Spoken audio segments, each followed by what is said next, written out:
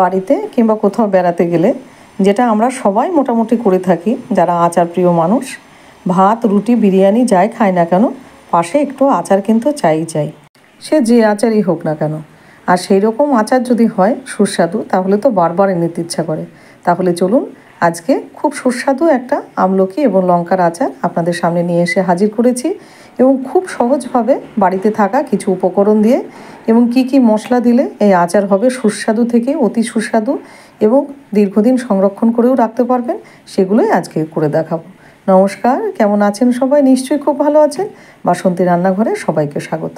আশা করি ভিডিওটা আপনাদের ভীষণ ভালো লাগবে, আর ভালো লাগলে অবশ্যই আমার পাশে থাকবেন আর পুরো ভিডিওটা দেখার অনুরোধ রাখলাম। প্রথমে আমি এখানে 500 আমলকি এবং 250 গ্রাম লঙ্কা নিয়েছি। আমলকিগুলো এরকম বড় বড় নিয়েছি, খুব সুন্দর আমলকিগুলো। এই যে বড় বড় আমলকিগুলো বেছে নিয়েছি। আর নিয়েছি 250 গ্রাম এরকম কাঁচা লঙ্কা। আর লঙ্কাগুলো অবশ্যই সবুজ হতে হবে, এবং লঙ্কাগুলোকে বোটা ছাড়িয়ে ভালো করে 2 দিন রোদে শুকিয়ে নিয়েছি। আপনারা যদি ইনস্ট্যান্ট খান তাহলে রোদে দেওয়ার দরকার নেই, ভালো করে মুছে ফ্যানের নিচে শুকিয়ে নিলেই হবে। আর যদি সংরক্ষণ করে রাখতে চান তাহলে একটুখানি রোদে দিয়ে নেবেন। এবারে একটা ডেচকি নিয়ে হাফ ডেচকি জল নিয়ে উপরে এরকম একটা ফুটো থালা বসিয়ে আমলকিটা দিয়ে দেবো। দিয়ে এবার ঢাকা দিয়ে দেবো মোটামুটি 15 থেকে 20 মিনিট। এটা মোটামুটি 20 মিনিট লাগবে সেদ্ধ হতে। আর এইদিকে আমরা একটুখানি লঙ্কাগুলো কেটে নিই ততক্ষণে। আর লঙ্কাগুলো চেষ্টা করবেন যাতে এরকম সবুজ লঙ্কা হয়, লঙ্কাগুলো যেন এরকম ফ্রেশ লঙ্কা হয়। এবার যেটা করব, একটা কাটতে গেলে অনেক সময় লেগে যাবে, 4-5টা একসঙ্গে করে এরকম কাটতে কাটতে যদি এরকম পচা কিংবা খারাপ লঙ্কা থাকে সেটা বেছে ফেলে দেবেন। এবার মাঝখান থেকে এবার এক এক করে এইভাবে 4-5টা লঙ্কা নেব আর এইভাবে কেটে নেব। আর যদি বড় লঙ্কা হয় তাহলে মাঝখান থেকে আর এক ফালি দিতে পারেন।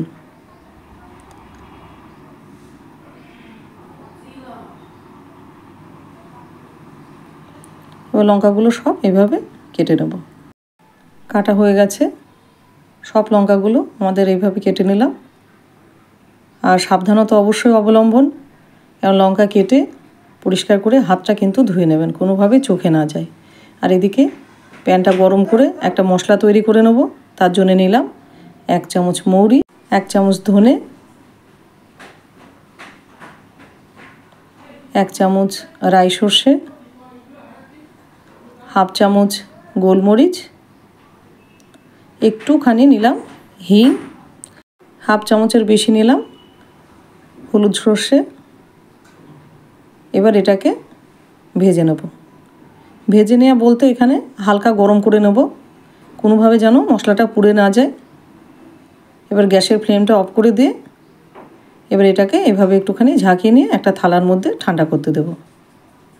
আর এদিকে দেখে নিই সেদ্ধ হয়ে গেছে নাকি আমলকিগুলো।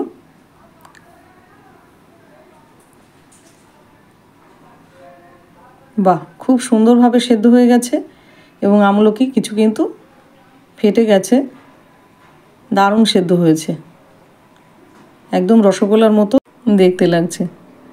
এবারে যেটা করব সেটা এবার এক এক করে আমলকিগুলো সব অন্য একটা পাত্রে তুলে নেব। তুলে নেওয়ার পরে এবার আমলকিটা খানিকটা রেখে দেবো যাতে জলটা সোক করে নেয়।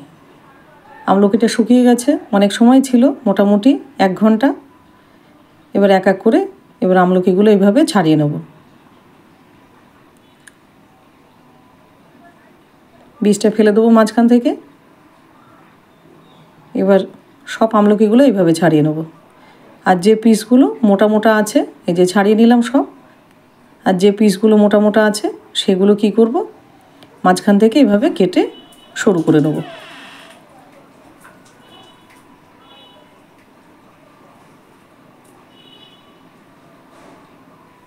পাতলা মোটা যেরকম করবেন, আমি মোটামুটি মোটা করলাম, ঠিক এইরকম কাটা হয়ে গেছে।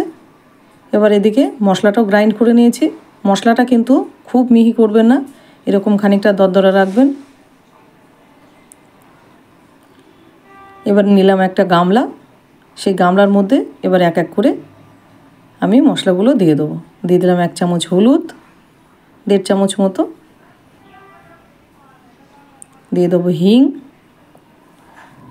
যদি আচার টেস্টি খেতে চান তাহলে অবশ্যই একটু কিন্তু হিং দিয়ে দেবেন। দিলাম 1/2 চামচ কালো জিরে, লাল লঙ্কার গুঁড়ো দিলাম 1 চামচ, দিয়ে দিলাম লবণ স্বাদ অনুসারে। আচারের যদি টেস্ট বাড়াতে চান অবশ্যই একটু হিঙের ব্যবহার করবেন, আর দেবেন সাদা লবণের সাথে এরকম বিট লবণ, তাহলে কিন্তু আচারটা স্বাদে দ্বিগুণ হবে। আর মশলাটা দিয়ে দিলাম। এবার মশলাটা ঢেলে দিলাম। আর এদিকে 1 কাপ তেল নিয়েছি আমি, তেলটা গরম করতে বসিয়ে দিয়েছি। তেলটা গরম হয়ে গেছে, এবার এই মশলার মধ্যে ঢেলে দেবো। আপনাদের আচার কতখানি সেই অনুপাতে আপনারা কিন্তু তেল বেশি কিংবা কম সেই তারতম্য অনুসারে নিতে পারেন।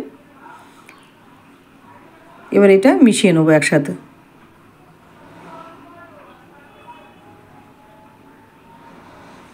ভালো করে মিশিয়ে নেব।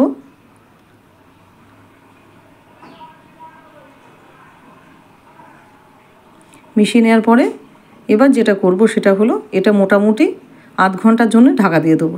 আচার তো সবাই বানায়, কিন্তু কিছু টিপস আছে যেগুলো আচারটাকে সুস্বাদু থেকে অতি সুস্বাদু করে তোলে। এবার আধ ঘন্টা পর মোটামুটি আমি চলে আসলাম। এবার মশলাটা আমাদের পুরো সেট হয়ে গেছে এবং তেলের সাথে মিশে খুব সুন্দর একটা গন্ধ বেরিয়েছে। এবার দিয়ে দেবো আমলকিটা। এই ছোট্ট ছোট্ট টিপসগুলো আপনারা যদি ফলো করেন তাহলে সবার চাইতে আপনার আচারটা কিন্তু একটু হলেও অন্যরকম হবে। এবার দিয়ে দেবো লঙ্কাটা।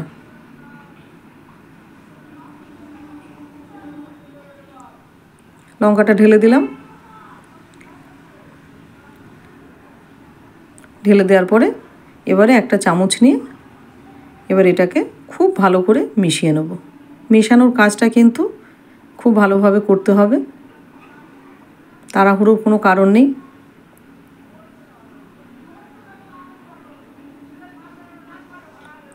মোটামুটি মেশানো হয়ে গেছে আমাদের। এবার দেখে নেব লবণটা ঠিক আছে নাকি এবং টেস্ট মোটামুটি কীরকম এসেছে। হাতটা ধুয়ে আসি। সুপার, একদম দারুণ হয়েছে এবং লবণটা ঠিকঠাক আছে। আর 1 চামচ আমি ওই গরম তেল খানিকটা রেখে দিয়ে এবার এরকম একটা বয়াম নিয়েছি, পরিষ্কার করে ধুয়ে নিয়েছি। ধুয়ে এবার তেলটা দিয়ে এবার বয়ামটাকে একটুখানি ঘুরিয়ে সিজন করে নেব।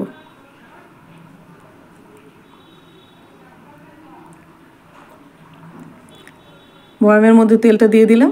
এবার এক এক করে আচারগুলো দিয়ে দেবো। যদি ভাবেন যে রোদে দেবো তাহলে এটা রোদে দিতেই পারেন, না হলে ঘরে রেখে দিলেও কোনো অসুবিধা নেই। 3 থেকে 4 দিন এবার এটা আপনি রোদে দিতে পারেন। আর আমরা সবাই জানি যে আমলকিতে প্রচুর পরিমাণে ভিটামিন সি থাকে। এবার বয়ামটা ভরে নিলাম। দেখতেই পাচ্ছেন কত সুন্দর লাগছে দেখতে। এবার এটাকে